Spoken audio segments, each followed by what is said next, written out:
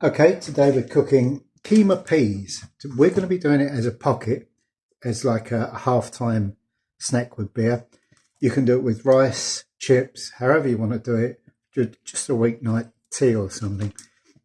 Saturday night curry even. So we're using a pack of, use half kilo of Ranaki minced lamb. Looks wonderful actually. Look at that. So we've got our pan hot. About 2 tablespoons of Scottish extra virgin rapeseed oil. Keep it local. Then we're going to throw our mince in first, our lamb. And I'm just going to cook that for about 5 minutes until it's all browned off. Right, that's browned off. So I've got 3 medium onions, finely chopped. I'm throwing those in. Now we're going to really cook these down on a medium sort of heat, probably for about 10 minutes until they're really soft and gone translucent. But you can see that the onions are all translucent, everything's nice and cooked down. So we're going to add 1 tablespoon of garlic puree and 1 tablespoon of ginger puree. Now I've bought the frozen blocks, which are really good actually. I think you get those in Asda's and that. But you can get fresh ginger, fresh garlic, make it yourself. You can get it in jars. So however you're going to do it, make it easy on yourself. It's not like you're doing it in a butter sauce or anything. So they're going in. Now with the spices, we're going to put 1 teaspoon of a fairly mild chili powder. I'm using Kashmiri, which gives you a nice colour. But it's fairly mild, so when you get your chilli, pick up one with mild on it.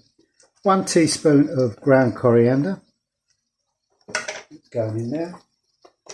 1 teaspoon of ground cumin, there we go.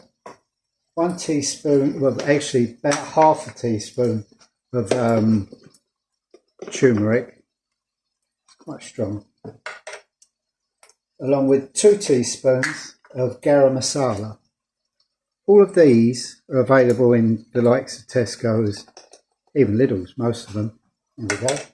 Now, one that isn't so easy to get, but the supermarkets stock it from time to time, as there's always has it, is something called, it's dried fenugreek or methi. It's that smell that the Indian food has that you never get when you have a curry from a supermarket or something, because they don't put it in. But it gives it that definite Indian character. You can get away with not using it at all. It doesn't matter, but it will give you that authentic Indian flavour. So while we're stirring those through, we're going to take a tin of, oh, I forgot, 1 teaspoon of paprika as well, just for a bit of colour. I'm using smoked paprika. There we go. So into that now, we're going to put a couple of stock cubes. Lamb ones, obviously. You can use beef or chicken if you want, it don't matter. But I'm using the lamb ones. A couple of those in. There we go. And then a tin of plum tomatoes. I'm going to mash them through that. You can just mash them with your hands. Don't put them in a blender though, because when you put a blade to a tomato seed, it turns bitter. So you can just put it in a bowl and do that with your fingers, or use a potato masher. So I'm going to do that now. There we go. That's them through. Just turn it over, scrape them bits off. Into that, I'm going to rinse the tin that the tomatoes came in.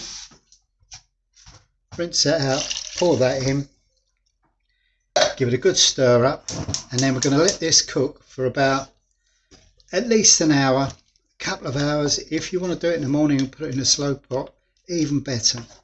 But so we're going to really let that cook out now.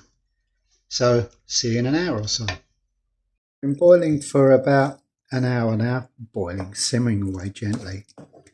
I added pinch of salt earlier, and now I'm going to add a good teaspoon of mint sauce, the normal sort of Coleman's supermarket mint sauce. We're going to stir that in, and then we're going to let it reduce down a bit. We want it to be nice and thick for these pita pockets. We've still got the peas to add yet as well, so we'll leave that cooking away now. Okay, that's reduced to where I want it to be now. Listen, when you do yours, I like my food really spicy. That's why I put in a whole teaspoon of chilli. If you want to leave the chilli out, you can, and just have the other flavours, or half it, you know, it's up to you. Anyway, putting a really good couple of handfuls of just frozen peas in now.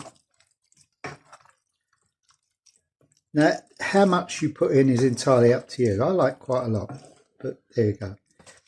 So, that's that. We're just going to let that cook out for about 10 minutes, and then we're going to add some fresh coriander. Well, that's all cooked out now, so I'm adding just a handful of freshly chopped coriander. You'll get that in every supermarket. It's not there. There we go. Now that's the meat finished. What we're going to do now is just build our little pockets up. So I'll move to the board. Right, I've got a couple of wholemeal pitas. Use white ones, whatever you're happy with. I've warmed them ever so slightly in the microwave for 20 seconds or so. Now I'm just cutting them in half. Take a knife, or like a butter knife or something, you know, just something to prise it open. You're not cutting it. There you've got your pocket. Be better if I put it under the camera, wouldn't it? Then we're just going to spoon in a generous amount of the Keema.